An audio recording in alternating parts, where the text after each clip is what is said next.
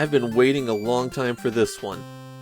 Genpei討魔伝is my favorite piece in my Famicom collection.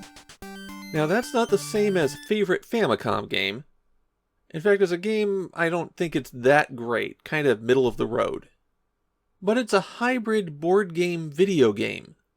There's nothing else on the Famicom like it. And my copy was 100% brand new. The box wasn't sealed, but everything else was. And it was clear that the game had never been played. The term for that in board gaming is unpunched. And this brand new copy of this unique Famicom game cost me an entire $20, including shipping. When it comes to video games, I'm interested in the unique experiences, and that makes Genpei討魔伝the pride of my collection. So what exactly is Genpei討魔伝? Well, Genpei refers to the Genji and the Heike clans, two groups that fought a civil war that engulfed Japan in the 12th century. To means conquest, and Maden is a ghost story. So the title is essentially a ghost story about the conquests of the Genji and Heike clans.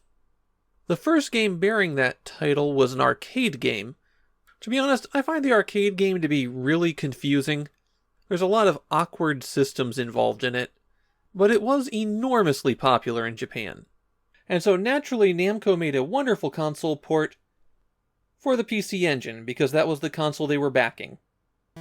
The Famicom got a short-form RPG married to a board game. But here's the dirty little secret about Genpei討魔伝. The board game is totally unnecessary. It's used to keep track of where players are on the map, and who controls which province. Not that controlling a province gets you anything. It's just tracking where you've been and what you've done. The goal of the game is to recover the 3 imperial treasures of Japan: a sword, mirror, and jewel. These treasures were at the heart of the Genpei War, which the game uses as a backdrop. When you start the game, you're told which provinces those are hidden in, and your goal is to build up strength by fighting monsters, make your way to the provinces where the treasures are, and then take control of them by either bribing or defeating the lord there. Control of the spectral samurai, who's the main character in the game, rotates between all players. On a player's turn, for lack of a better word, they first draw a fortune that determines how many monsters they're going to face. Then they start working their way through their province. The player is confined to moving on the roads, and a province can contain 6 types of locations. The Jizo statues will heal you in exchange for money. The treasure boxes contain magic cards that are used for spells. At the start of the game, you've got a minor damage spell and a heal spell. Using either of those will cost you 1 card. Increasing your magic ability will get you more spells, and some of those spells will cost more cards. You can also get cards after you defeat monsters. These small shrine gates are where you level up. Normally, it'll cost you 50 experience points to add 1 point to any of your stats. And your 4 stats are attack, magic, defense, and speed. Speed is only used in combat, and it doesn't affect your movement on the map. You're given about 3 minutes per turn, and if you just hang around in a province, eventually a countdown will start until your turn ends. When that happens, the price to increase a stat at those shrines goes up. You'll still want to do it though, because running out of time will cost you your experience. A handful of provinces have large shrine gates. Entering these allow you to teleport between any province with a large shrine gate. At the edges of the maps, there's also these metal gates that you can pass through to travel between provinces. Finally, there's the castle. Every region has one, and when you enter it, you might be prompted to pay some money to buy off the province, or you could be ordered to leave. And if you're ordered to leave and you refuse, then you get into a fight. Defeating the Lord gives you that province, and any treasure if there was one. It also refills your health, gets you a ton of experience and money, and lets you pick which neighboring province you want to go to for your next turn. While you're walking around the map, you'll see this swirling portal.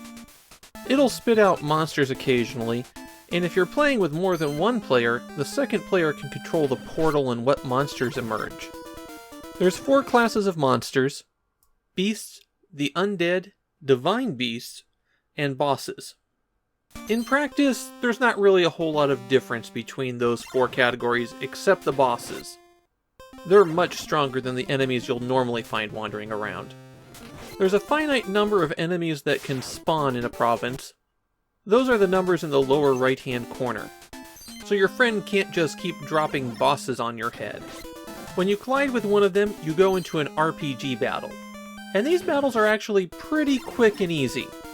Your health is represented by the candles, and your options are to attack, cast a spell, or run. That's it.